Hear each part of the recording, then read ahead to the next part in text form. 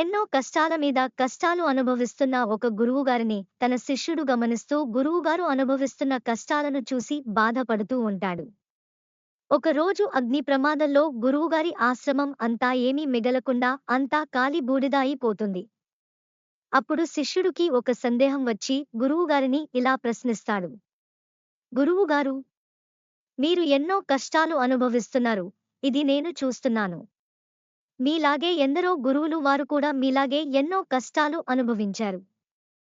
Socrates, Kabir, బుద్ధుడు, ఓషో, రాముడు, కృష్ణుడు, సత్య హరిశ్చంద్రుడు, ఇలా ఇంకా ఎందరో మహానుభావులు అందరూ కూడా ఎన్నో కష్టాలను చవిచూశారు కదా.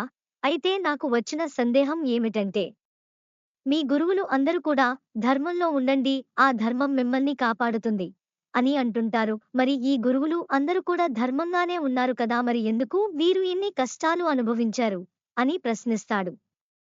ఈ ప్రశ్న విన్న గురువుగారు శిష్యుడికి ఇలా సమాధానం ఇస్తారు. నువ్వు గురువులు అందరూ ఎన్నో కష్టాలు అనుభవించారు అని నువ్వు అనుకుంటున్నావు, కాని వాటిని అనుభవించిన గురువులు మాత్రం వాటిని పరీక్షలు అనుకున్నారు. భౌతిక సుఖ కోసం ఆరాటపడేవారు సహనంతో ఉండలేరు. ఎవరైతే సహనంతో ఉండరో వారు ఎప్పుడూ సత్యాన్ని చూడలేరు, చేరుకోలేరు. మనలో సహనాన్ని పెంచేవి జీవిత పరీక్షలు మాత్రమే. మనం ఎన్ని పరీక్షలు అయితే ఎదుర్కొంటామో మనలో అంత సహనం పెరుగుతుంది. మనం ఎంత సహనాన్ని పెంచుకుంటామో అప్పుడు మనం అంత సత్యాన్ని చూడగలుగుతాము, చేరుకోగలుగుతాము.